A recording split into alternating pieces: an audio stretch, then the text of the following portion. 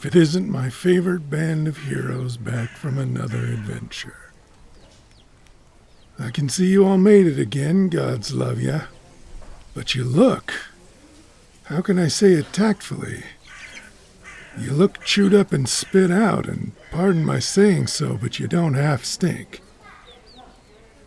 You must have really been up against it to let yourselves go like this. Most times you return, you wash up and make yourselves presentable before you start throwing coin around. I can't imagine what it must be for you to risk your reputations on. Well, of course you have reputations. You can't pretend you haven't heard of one of the songs the bards have written about you. They're the only tunes on everyone's breath for weeks after you get back and start sharing the tales of your latest adventure. I'm not one of your biggest fans, and even I catch myself humming the tune to Stormin' the Stockade while I work. For better or worse, every man, woman, and child in this city knows who you are, and has come to expect a bit of showmanship when you're in town. Seeing you all disheveled and smelling like a sewer full of blood, well, it kills the magic a bit, I must say. Look, I won't hold it against you, though. It must be something big for you to come straight to me, and there's only one thing I can think of. And I pray to any god who will listen that I'm wrong. You know, I should have become an oracle instead of an armor smith. I'm never wrong. And I could see it in your eyes. I just knew you were bringing me dragon scales. No, don't even take 'em out of your bag. I don't want to see 'em. Don't care what color they are. Don't want nothing to do with them. That's exactly what I'm saying. I refuse your commission. No, I don't need to hear it. I already know what it is. You don't have to be a sage to figure it out. I'm an armor smith. You've got dragon scale. You want me to use them to make you a suit of armor. And I say no. I'm not the only smith in this city. Why don't you try Marshall over at the docks? He's fool enough to accept. He won't charge you what I would either. Of course I'm the best. I know that. You know that. Everyone knows that. Hells, even Marshall knows that. This isn't about my reputation. I'm gold in this city.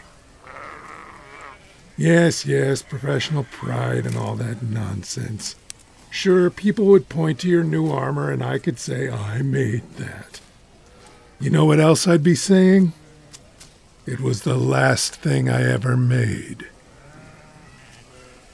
Look, you and I aren't really friends. We have a working relationship, so I forgive you for not knowing.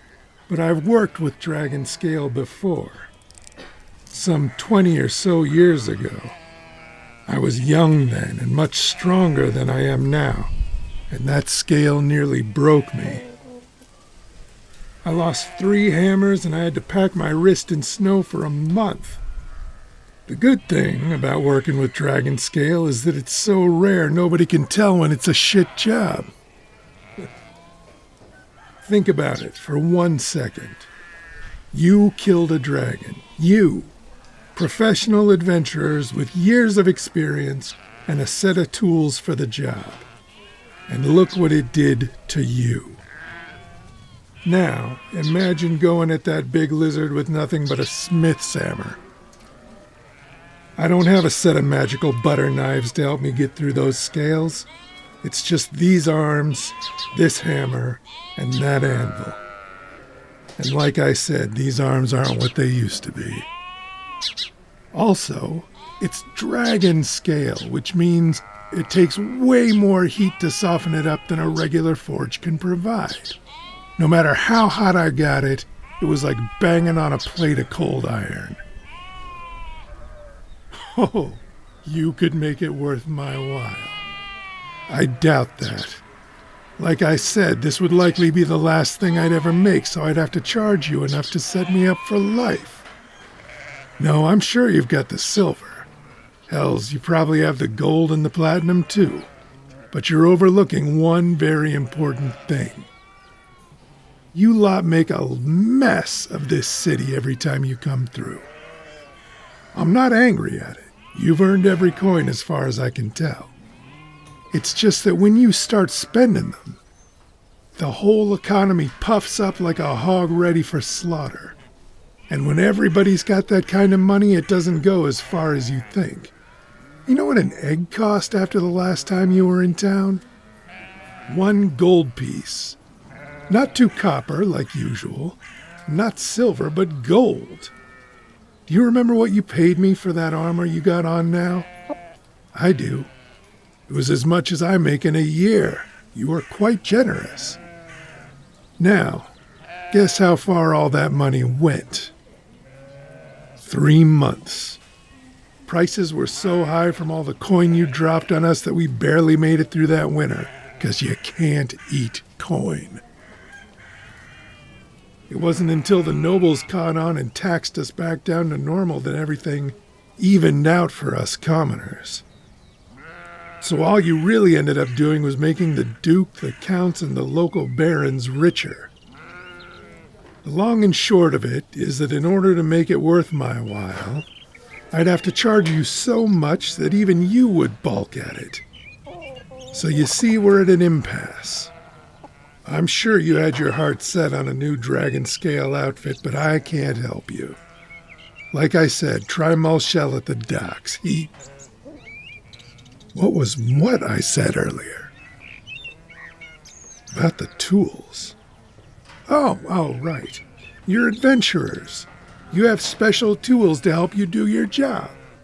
But What do you mean, what if I did? You can enchant my tools? You can do that? Look, I'm a smith, not a wizard. I don't know how magic works. Tell you what I need. Okay. I would need a set of hammers that absorb the shock from use so my arms didn't get tired and sore. And I'd need a forge that could get hot enough to make dragon scale pliable. Finally, I'd need about 5,000 silver to get me through the inflation bubble that your visits cause. You say done, like it's that easy? Well, I mean, I've heard stories about you using your magic to melt armies, but... No, I suppose it is easier to use magic when people aren't trying to kill you. So that's it?